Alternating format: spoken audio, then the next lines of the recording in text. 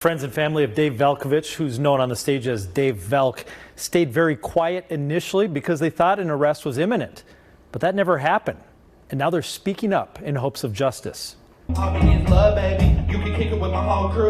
Dave Velkovich, on stage here performing at the Poorhouse, was more than just a friend and roommate to Neil MacArthur. Because it was the motivation I needed to, I never had to really get my own music off the ground or understand that I could do music, because before I met Dave, I really wasn't finishing music. So Dave helped you reach your potential? Oh, 100%. I wouldn't be close to where I'm at without Dave. After meeting during the pandemic, Dave and Neil started making music together while living in this house on Quincy Street in Northeast Minneapolis. They added members to their band called Loose Leaf and were starting to get more and more live gigs in the Twin Cities, with Dave's unique hip-hop vocals and inspirational drive at the center. It was very motivating, and he transferred that to all the people that were in our circle. But the dream came to a tragic end on the morning of May 2nd when Neil returned to the home on Quincy Street after spending the night with his girlfriend. And I walked in, and the first thing I noticed as I walk in my house is that there's just a bunch of knocked over in the living room. And then through all that, I see all the way down to my studio, and Dave is just lying on the ground motionless. The medical examiner ruled Dave died from a single gunshot to his torso.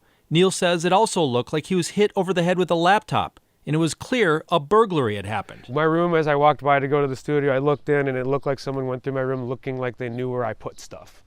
Like they knew where to look. It was just very obvious that they were looking at specific drawers.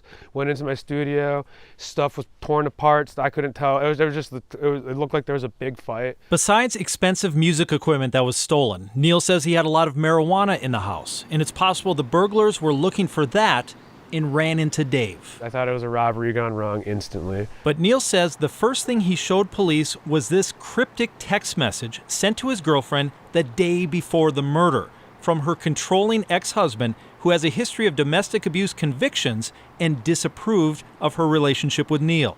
It says, referring to Neil, he won't be there for much longer. I know his work schedule, where he lived, where he drive. My friends aren't no one to play with. I don't even need to be there. Stuff like that, really eerie threats. Neil and his girlfriend gave those text messages and other evidence to police, but no one has been arrested or charged in Dave's murder. We know the evidence we've brought forward, so it sounds like a freaking movie that nothing's happened. So are you still concerned for your safety? Yeah. Yeah, I'm just sorry. It shouldn't have happened to him like that.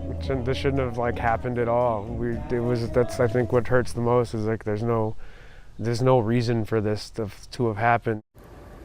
Now, Minneapolis police say that the case is active and they aren't able to say why an arrest hasn't happened yet. Neil and his girlfriend say the ex-husband's alibi was that he'd checked into a drug treatment center the day before the murder. Jana. Just bizarre. I mean, Everybody who watches this show, Lou, that watches this channel knows that you have access to attorneys and police and just really tight-lipped on this. Is that what you're getting? Yeah, and there are things that are complicated. They can't make an arrest until they know they can prove it in court. And so there's a lot more that goes into it than just grabbing somebody right away. All right, thanks for the update. Well, domestic violence was in a part of that story. It was mentioned, so we need to give these numbers out because it's important.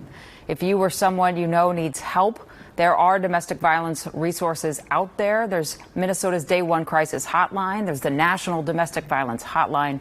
And then there's Esperanza, United's Spanish language domestic violence hotline. All those numbers are on your screen right now. If you don't have time to get them onto a pen and paper or on your phone, email me.